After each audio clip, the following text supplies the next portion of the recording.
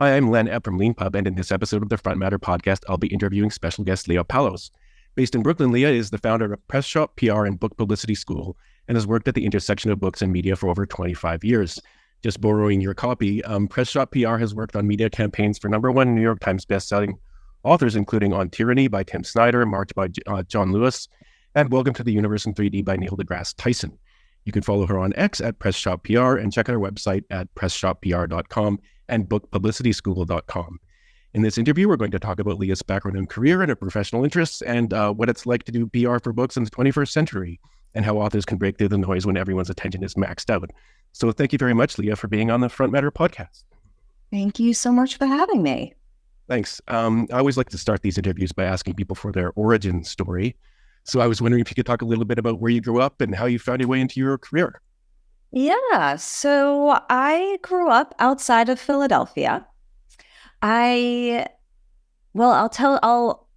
circle back in a bit to explain where I think my initial inspiration, my subconscious inspiration for getting into into book publicity came from. But to start, I went to college. I was an English major.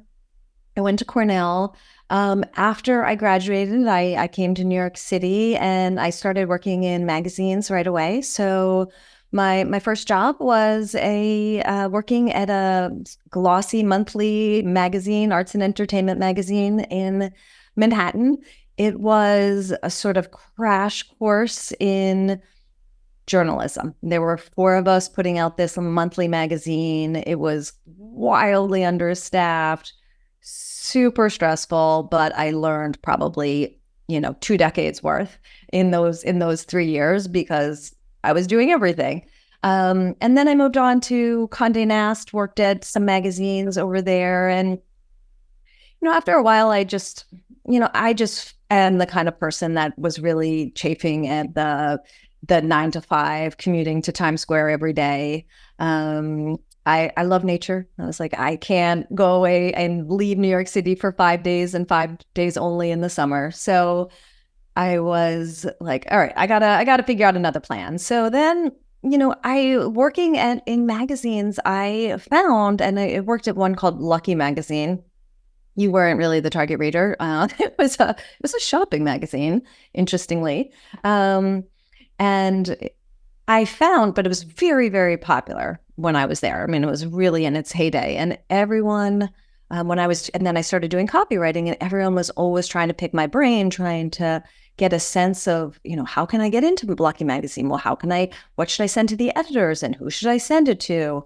And it was one of those situations where when you're in it, it seems so obvious to you. I'm like, what do you mean? It seems very common sense. Look at the masthead and find the address and send it to this person. So anyway, that was sort of what was my first, the first thing that made me think, what, maybe I can sort of make a business of this insider experience of the media world. So that was how I pivoted over to doing public relations. And then I always loved books. I always loved writing. I got my first book client somewhat randomly. And from there, it was just off to the races. I started, the first client I got, his name was Frank Delaney. He wrote Irish historical fiction. He wrote a New York Times bestseller called Ireland. So I stayed with him for 5 books. He had a book a year contract from Random House, which is almost unheard of these days. And from there, I just, grew it into a business. And now there are 5 of us.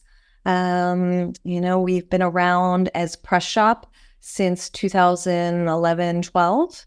And we're, all books all day long, just working with authors, working with publishers, working to spread the word about their book lineup, radio interviews, podcasts, TV, reviews, anything to tap into their target audience through earned media. Thanks very much for sharing that really great story. I really I can identify with the, being at a publication and having to do all the work or learn all the things, including, in the old days, you maybe even had to do the formatting and stuff like that as well. Yeah. Yeah. I mean, we actually, not to date myself here, but Um, when the writers submitted their pieces, they faxed them in, and we had interns typing the copy into Microsoft Word. So, and that was in honestly, it was a bit technologically backward, because by 1998, they should have had a better way of doing it. Yeah, well, writers, I remember having early experience at as an editor of a college paper, and like having to learn PageMaker and actually like typing into the little boxes, handwritten sort of submissions and things like that. And it's so true though what you said about how like once you've been on the other side of things, everything seems so natural. But actually the process of like getting an article published in a newspaper or a magazine when you're like, we've never done it before, seems just completely opaque. Yeah. So that was really the sort of insight that made me think, you know what, I can make a business of this. One of the really interesting things I discovered researching for this interview was how many of your books are political, and about very serious topics of the day, even controversial, to depending on the perspective that or just very straightforward common sense, depending on the perspective you're coming at it from. Was that something that you took on intentionally? Did it happen naturally? So, we do a lot of books that are not political as well. I think the ones that we have done that are political were really big ones. So it's, we spotlight them, and they're sort of the best known books. So, I think it probably I would say about a quarter or fifth of our books are political now. And was it intentional? Well, I guess it was intentional in that, after the 2016 election, I was not a huge fan of Donald Trump, and a lot of the people that were really speaking to me on social media or reading newspapers and magazines. When I would read their work, when I noticed that they had a book coming out, I just emailed them and said, I just really think your perspective is really needed. I would love to work on your book. So that was sort of the start of the political books. And then we sort of became known for them after that. Yeah, it must have been really fascinating working with Tim Snyder on Yeah. for anyone listening or watching who doesn't know, he's got like 1.5 million views for his like lectures on Ukraine at Princeton. Yeah. Well, he's one of these people that is just so incredibly smart, and every answer is like, would take most people, 4 different revises, and he just speaks in these, full paragraphs. So he's an amazing person. I wanted to just use him as an example to talk about how I gather things have kind of changed for authors, basically, over the course of your career, for sure, with the emergence of social media and things like that. And I remember watching some of his early lectures, and he sort of said, I made the mistake of wearing the same shirt twice. And boy, the internet let me know about that, things like that. And so, yeah, what's that been like, watching that change where people can like get, really big on Twitter? Yeah, well, I guess that's really a big question, because basically that's just one piece of the entire ecosystem. And so, book publicity, what we do is kind of at the intersection of 2 spaces that have changed so radically over the past years. So media, obviously, now so many of the legacy media outlets have folded or have been gutted. There's so many digital native outlets. Podcast didn't exist before, Substacks, and of course, social media. So, that is one piece of book publicity. And then there's publishing. And, book publicity is, getting all of these books in the publishing world into these other media outlets. And then the publishing world has completely changed as well. Amazon and ebooks and self-publishing. So, you have to be nimble as a book publicist. I think that, we're just always evolving, really, both in how we how we construct our media campaigns, but also the advice that we give to authors at Book Publicity School. So Book Publicity School is our sort of educational arm at Press Shop. It's sort of our little sister company, where we explain and teach authors what they need to know to promote their own books.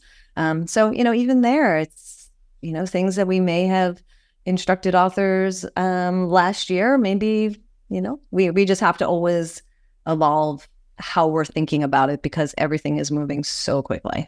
Yeah, speaking of that, actually, it's kind of selfish, but I have a question I wanted to ask you about the pandemic, which is sort of fading into the past, but I would interview authors from all around the world in all sorts of circumstances. And when the pandemic hit, I just sort of, it became a little time and global capsule of, someone who just got on the last plane to Poland when people who weren't citizens were allowed to go.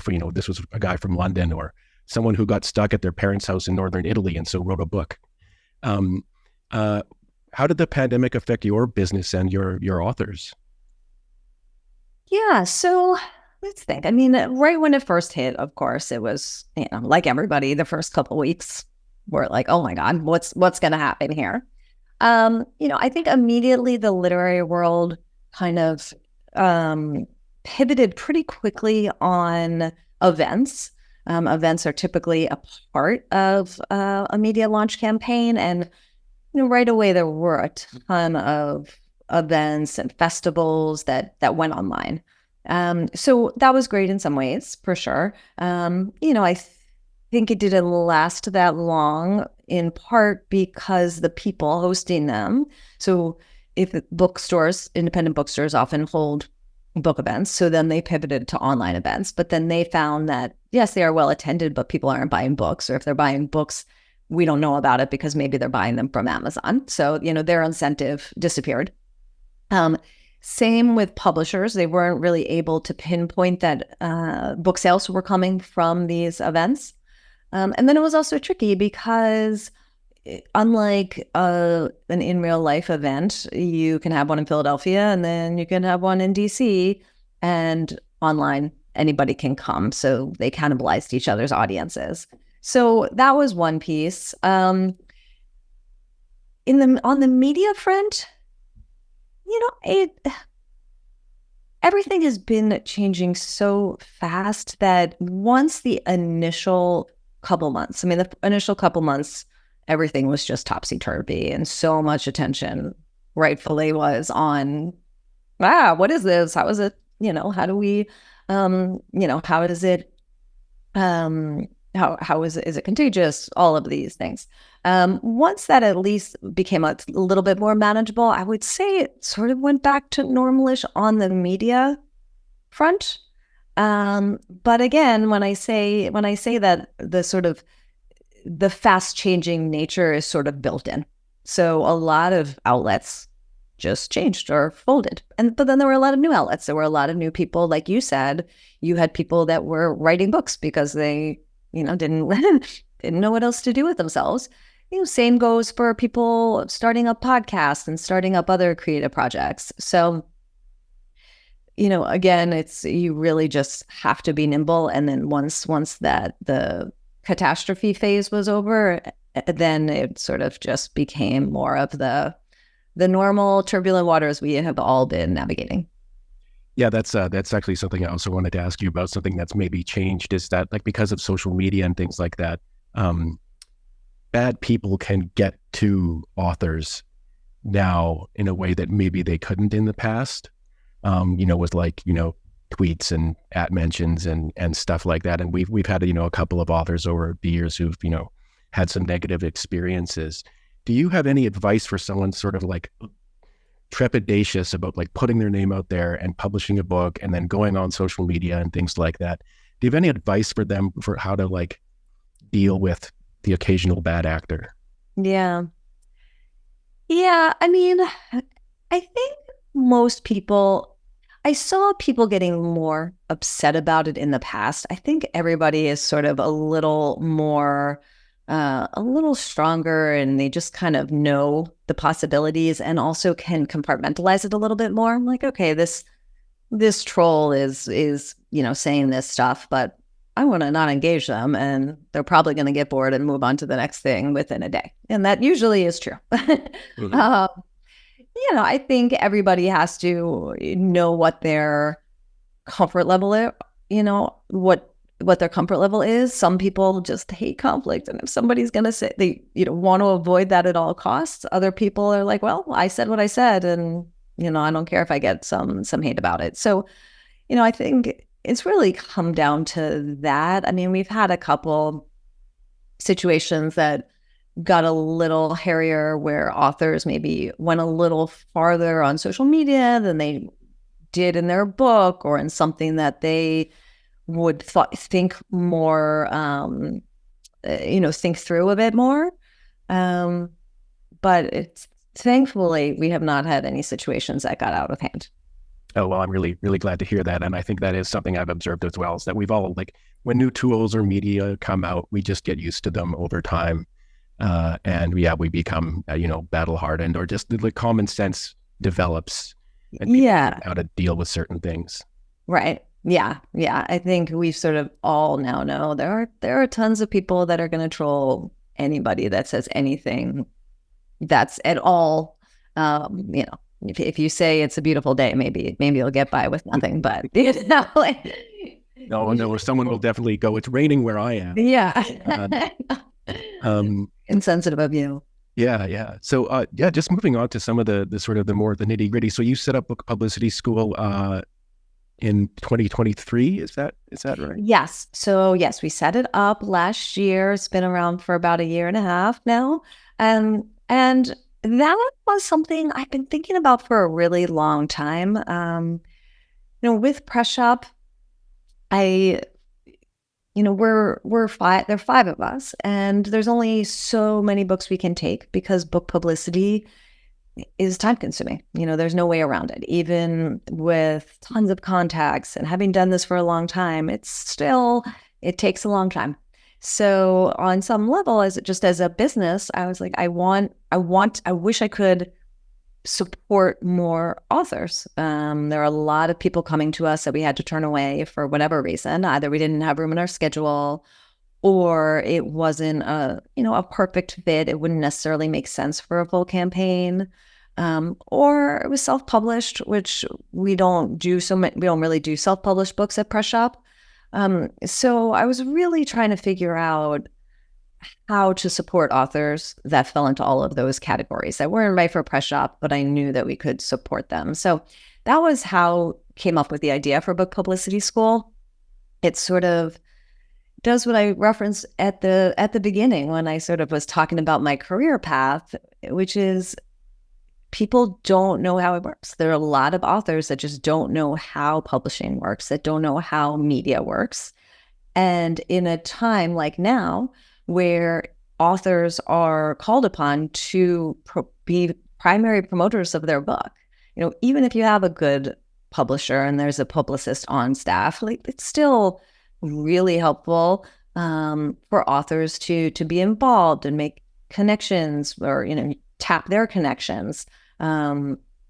So we wanted to share that information and just let people know how to navigate this world. It's incredibly difficult to come in and take on this task that's now put on your shoulders. Okay, I wrote the book. Now I also have to promote it. And yet I don't know how publishing works. I don't know how media works. And I hate social media. Okay, well, let us tell you. So that was the impetus for starting Book Publicity School. And you have a number of offerings, starting with a free one at bookpublicityschool.com/101, which I signed up for just before we started recording today. Lovely. So I'm looking forward to attending that in a couple of weeks.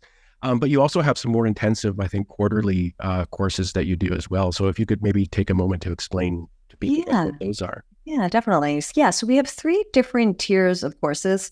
We have the free one, like you said, that's the 101. Every month we do a free one where we just share some insights and give authors a sort of broad overview of how to think about a campaign. And then we have crash courses. So we have 3 different crash courses, and those are one-offs. And so those are 90-minute courses on one specific topic. So we have 3 of those. One of them is all about how to position your book, how to pitch it. What is your hook? How is it going to fit into the news cycle? What's going to make people understand that it's interesting and that it's compelling and that they will want to cover you very quickly, because everything you do has to happen very quickly. Everybody's bombarded with so much information. So you can't go to a journalist with 700 words explaining why your book is so interesting and why they should interview you. You really need to get it fast. So that's one of the courses.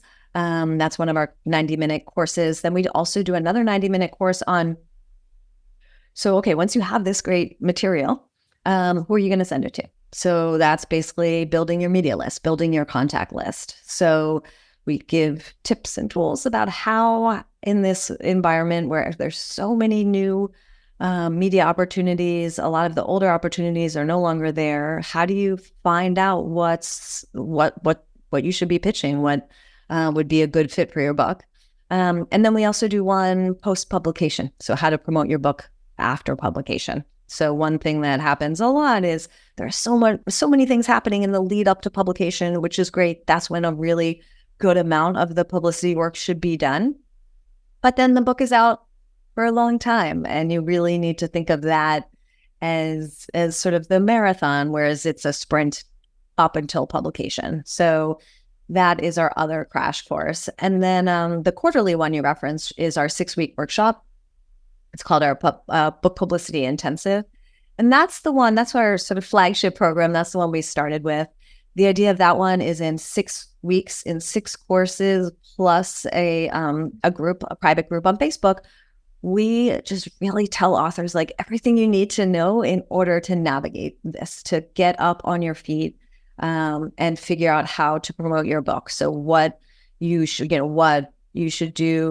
vis-a-vis building your author platform, what you should do on social media, what your website should include, how to work with your publisher. We also talk about the things I mentioned in the crash course, how to pitch your book, how to position it, how to find the media outlets and journalists that will be interested, events, festivals, op-eds, and then a long tail as well. So that's what the 6-week is. It's really about like giving people a jump start so that they can hit the ground running and promote their books really effectively. I was really glad when I was doing research for this interview to hear that spreadsheets are a very important part of the process. I use them for everything all the time too, including I have journal list, with columns and rows and like when they've been contacted, what I contacted them about, how I learned about them, things like that. And so starting a spreadsheet is a good starting point for an author. Definitely. Yeah. That's one of the first things I say in our 6-week workshop. If you don't have your book promotion spreadsheet yet, start it right now. There's really no successful book. I won't say no successful book. Very few successful books that these days that launch without some really fabulous spreadsheets behind them. There's just a lot to do. It's not like before where maybe you get a review in the New York Times and then you get on Fresh Air and then it kind of takes off from there. It's just everything requires a lot. You need a lot more because any one thing, even the biggest hits, don't have as big a reach anymore. So yes, spreadsheets are my best friend. I love them. And how long in advance of publication should an author start laying the groundwork for their PR campaign? Yeah, so I always think that, if you have a year, that's amazing. If you have a year to start thinking about it, start doing that research, then you can really get into it in a way that doesn't feel so stressful.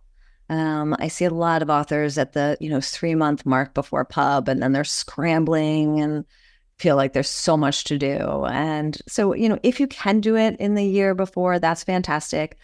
I mean, sometimes authors take our 6-week workshop, even when they're, still in the process of writing or looking for an agent. And, I think that's also great because there is a lot to do. And the more you can sort of understand the process and then watch it happen for other authors and take notes, the better. So if you learn some of the techniques we teach about how to figure out where to pitch yourself, having more time and having more sort of new case studies to follow out is really helpful. Yeah, and that being said, a lot of people come really late, and that's fine too. You work with what you have. Yeah, it sounds like with so many processes that you're learning, one of the most important things you can do is find relevant precedents when you're getting started. So like there are famous authors out there who've probably written about something like you've written about. Follow them online. Just see what they do. Exactly. I mean, we tell people that all the time, that finding some comparable authors from a publicity point of view is so vital when you start this process. So you want to find authors and books that have come out in the past year or two, really, because again, things are changing so fast. If you go back to a book that came out in 2015, most of the journalists will have, left. The outlets won't be around. So you want something pretty recent. And then you just want to map out everything that happens. It's so good in a number of ways for authors to do that. One is that it actually directly leads them to, oh, this is a great podcast. I've never heard of it, but it looks perfect for me. So specific people or specific reviewers or journalists. And then the other thing it does is it cuts down on that feeling of overwhelm that's so easy for authors to feel when it comes to promotion. There's so much advice out there.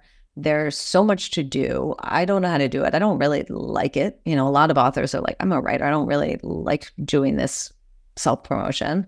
And so doing that is really helpful in that it just gives you a, something concrete. It takes it out of this abstract, heavy feeling of there's so much to do, I feel paralyzed. And it brings it back to, okay, well, that book was pretty successful. I would be really happy if that happened with my book. And here's what happened. They did this festival. They did 3 events. They talked on 4 podcasts. They got a review here. They got a trade publication. Whatever it is, you see how this happens, first from a spreadsheet. Spreadsheet leads to this, and that's why you've heard about it. That's why it did well. So it's really, really helpful to do that. It strikes me that having a kind of roadmap and precedent to follow as well after publication is very useful for the underwhelm thing that happens a lot of the time too. I mean, I remember one time it was kind of sweet, but we had someone email us in advance saying, watch out, I'm publishing my book tomorrow. I don't want to crash your site. And let's just say it didn't. And you can be sitting there because when you're writing a book, you get so excited about it. It matters to you so much, and you can really work yourself up into thinking, oh, all I have to do is get it published, and then riches and fame will follow. And that's just very rarely true. Yeah. And just knowing that, okay, I launched, maybe it's crickets, but spend some block of time a day following this path. Remember, this might just be your first book. You'll have a second one in a few years. Having a kind of path that you're on and knowing where you are on it sounds like it could really help. Yeah, absolutely. Definitely. I think, and I think that is something that I always say to authors is that it's, it can be a fantastic book, and it's still, some campaign of promotion has to happen. And it's the same with any business, any, creative endeavor. Nobody would have a, launch an art exhibit and then not really do anything, just sit there and wait for people to walk into the gallery. Same with a business. You might launch your business, send out an email, whatever it is. You work every day to develop that business. And, I think authors sometimes don't want to hear it because it's not, it's work. It's unfortunately not easy. It's not a quick fix, but it is how it's done. Yeah, it's for some reason this reminds me of I was at a big book publishing conference in New York, I think about 11 years ago or something like that, and Guy Kawasaki was there, and he was promoting a book he'd written about self-publishing, I think, and he was like, look, I gave up on publishers when I went to one pitching a book, and they were like, "So what are you going to do with all your followers?" And he's like, "Well, what are you going to do for me?" There's a lot of people. I think there's like an interesting kind of interplay between like how much work you're going to have to do yourself and how much guidance your publisher can provide to you that will be really, really helpful, even if it's not the kind of dream that people expect from the past. Like, I'm going to get, flown around first class to all these prearranged book events at, big auditoriums or something like that. That's just not the reality. Right. Yeah, no, definitely. And, I think what happens with publishers is that, it's a business that is most of the time, even if it is a great publisher, with a publicity team, they're usually understaffed. And they have a ton of books to promote. So, they're working for the publishing house. And so their job is to sell, make sure that their books do well and to sell as many books as they can. And what that usually comes down to is they spend more time on their lead titles, the titles that they are promoting most heavily, the ones that they spent the most for on in their advance, the author's advance. They don't have enough time for 14 books a season or even 6 books a season. So, it's always really important for an author to sort of understand that. And then also, just try and get a lay of the land. Like how much is your publicist going to be able to do? And they almost always are thrilled to have support from the authors and have them be proactive, within reason. You don't want the author, banging on the door of the Times Book Review, but, in general,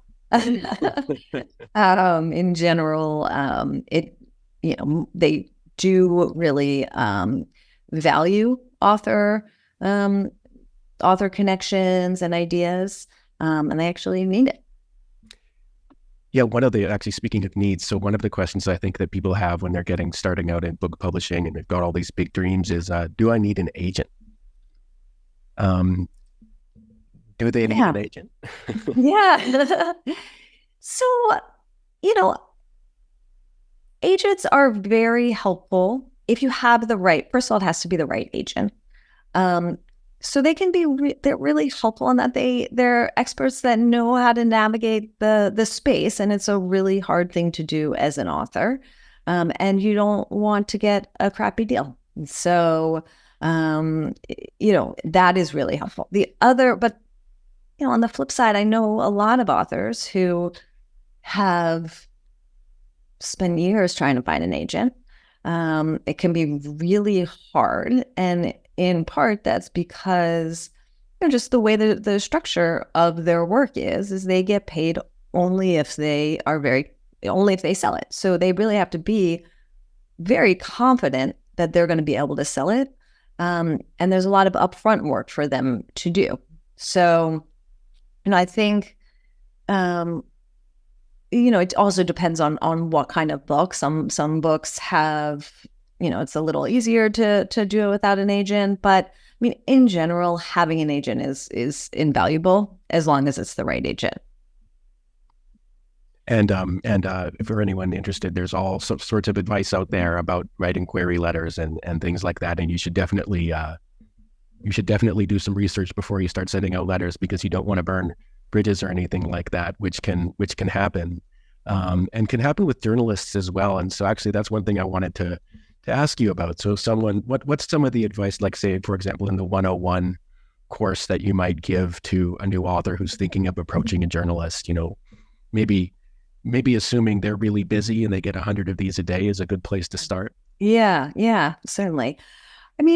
One thing you want to keep in mind is that you want to think like a journalist. So what does a journalist need? And also, how is this information landing for them? So it's landing in a completely overloaded inbox. It's landing amongst many, many pitches, probably from authors. So you need it to be concise. It needs to be compelling right away. It needs to be timely. Journalists like news. Doesn't necessarily mean it needs to be intertwined with the day's headlines necessarily, but it should feel fresh. And the other thing you just want to really think about is whatever outlet you are pitching, whatever, wherever this journalist works, whatever you're hoping however you're hoping they'll cover it, they need to think about not covering your book. That's not what their job is. Their job is creating a great story or interview or whatever it is for their audience. So that's sort of a little pivot, like what you have to give them what they need to create a really compelling story that their people that they are responsible to find interesting. So, I think that can inform your writing of the pitch, what you're sharing, how you're positioning this story, the information you need to include. You obviously need to include, just the fundamentals, like when's the book coming out, who's publishing it. Excuse me. If it is not self-published, you definitely want to make that clear. And you want to, make sure that your credentials are right, are very, very clear. So part of that is so the first step is to interest the journalist, getting them into the story. Okay, I bet my audience, my readers, my listeners would be interested. But then the next step is, okay, but who is this person? Is this legit, or is this actually being published by this publisher? Do they have good experience? Are they really an expert on this topic? Would they be a good interviewer? Maybe they wrote a good pitch, but will they be a good interview? So you also want to think about giving them answering that question for them. Yeah, that's very interesting. I think particularly because, so many Leanpub authors are self-published authors that, they're prioritizing their credentials and their experience is something the successful ones always do. I work at Amazon and AWS cloud infrastructure or something like that. Right. I actually really know what I'm doing here, can really help. Definitely. One thing I wanted to ask you about was, there's just this plethora of social media channels out there. And again, for people getting started in promoting themselves and their books, it can be, I think there's probably a lot of pressure. People might feel they'll hear about book talk and feel like, oh, I need to be on TikTok. Do I need to be on it 20 times a day with little short videos, or should I be spending all my time on LinkedIn, things like that? What advice do you give starting out authors for navigating the choices they should make and like when they should decide to abandon something, for example? Yeah.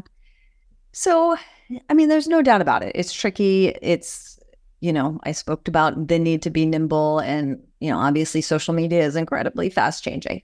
What I would say that is advice that we give is, first of all, you want to make sure that wherever you are investing your time in social media, that your audience is there.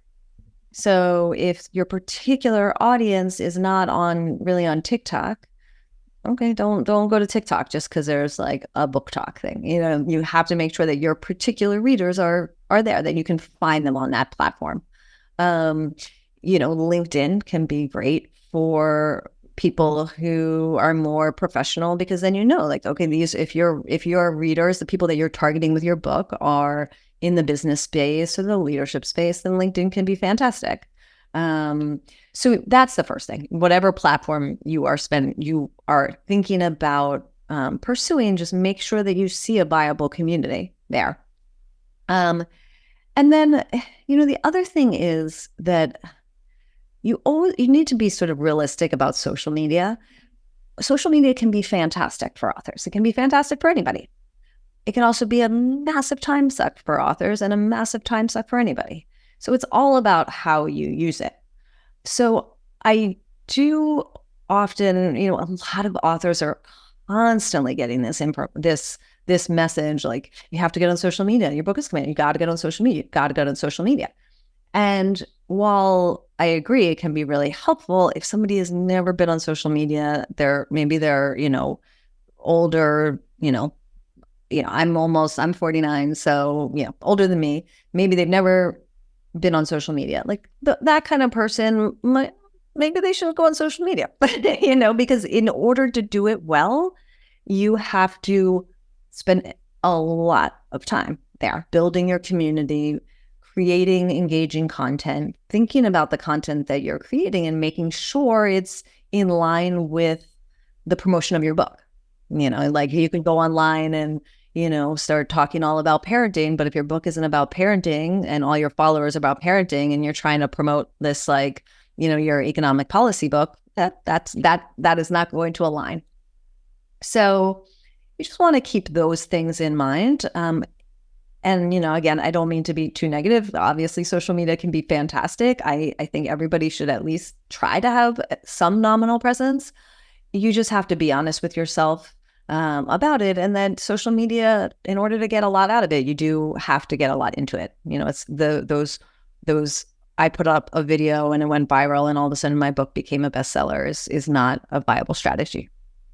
Speaking of being honest, actually, that reminds me of a sort of really difficult question that I think everybody has just generally nowadays when they're doing any kind of promotion or anything public is,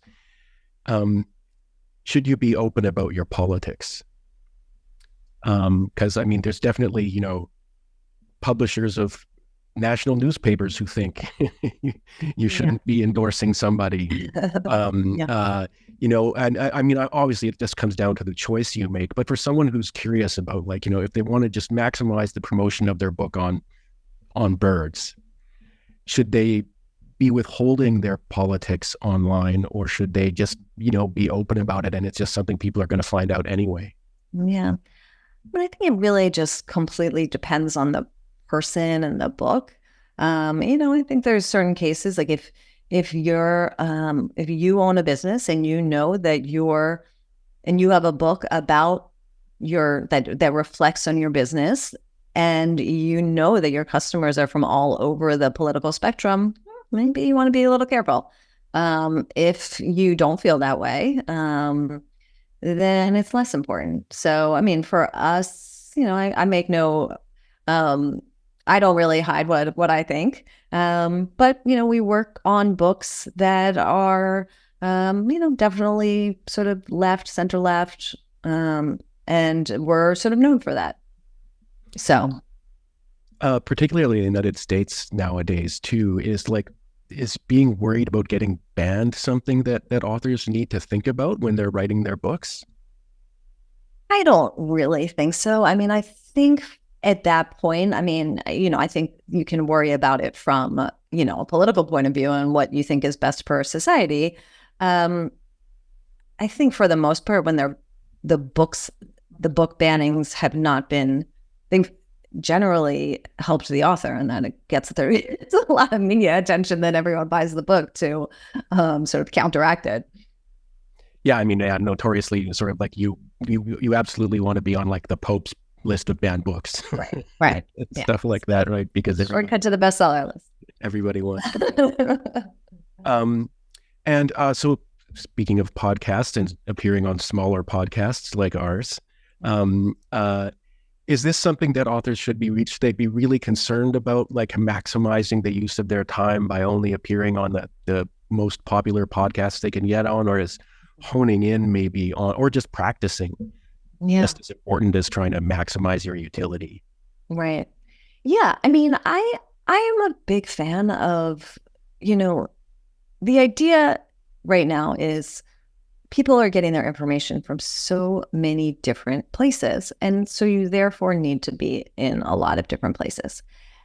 That doesn't mean you should, go somewhere if your readers are nowhere to be found. But a lot of times the sort of niche outlets, even if they're not very big, can be really fantastic. So, when we're working with, we worked on, some big authors like Neil deGrasse Tyson, okay, if you're at a certain level, you don't need to, you can wait for Stephen Colbert, But although I will say Neil deGrasse Tyson is amazing in that he will talk to a lot of different smaller shows, and that was really actually very inspiring. So, but I do think that it is a good idea for authors to err on the side of doing podcasts or Q&As with shows, even if they're not huge, as long as they're aligned with their audience. And there's, a lot of different benefits. I mean, like you said, one thing is it's practice. I hear from authors all the time that, like, by the time the media campaign that we put together is over, they're like, I'm really like getting my talking points down. I'm really getting smooth. I'm like kind of nailing it now. I wish I could start over. Because even if you have spoken about books or your, experienced public speaker, talking about one particular book is still different. You have to figure out the stories, the ways that to talk about it that land with people. And as you do that more and more, you figure it out. You maybe tell a certain anecdote, and every time you tell it, the host is like, oh my God, that is such a great point. That's fascinating. I'm going to clip that and put it on social media. Okay, maybe you start to use that again and it lands. And, vice versa. Maybe you tell a story and it lands with a thud, and you kind of weed that out of your spiel. So I think it's really good in that way.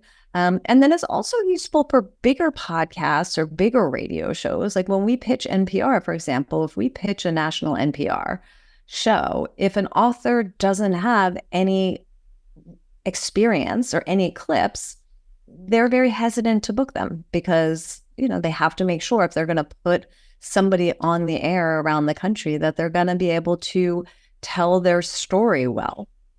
So they need to see that. So if you can have a clip, maybe it's small, but they see, all right, what, this person's actually pretty good. They're a compelling speaker. Let's do it. A really interesting thing too about podcasts, including audio and video ones, is that they are permanent resources, right? They're out there for people to find. They're out there for you to point people to, and other people to point to as well. And so, you never know where, 100%. Attention's going to come from. Yeah, 100%. I mean, I think the long tail of a podcast is really significant. It's not like the radio where most of the benefit happens when it airs. People, when they come upon a new podcast, they subscribe and then they, look through the archives and download the episodes they want. So, or they just search it up in a different way. But they're definitely that longer tail that podcasts provide is really fantastic. Just before I let you go and we wrap up, one question I wanted to ask was, let's say you're an author and you've landed your first big TV interview. And you've never done anything like that before.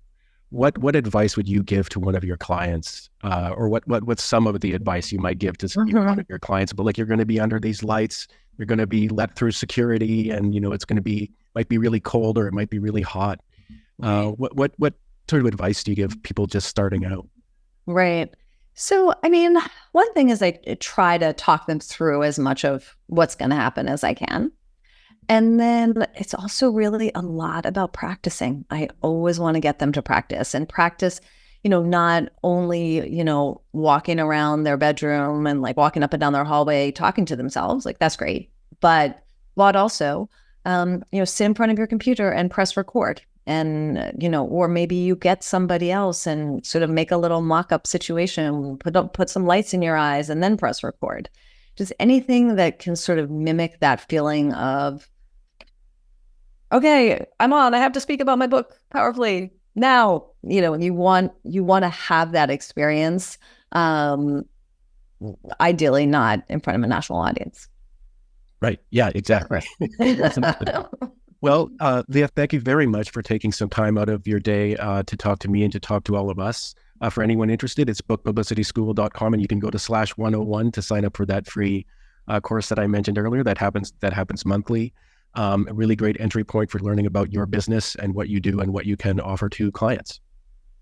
Excellent. Well, thank you so much for having me. It's been really fun.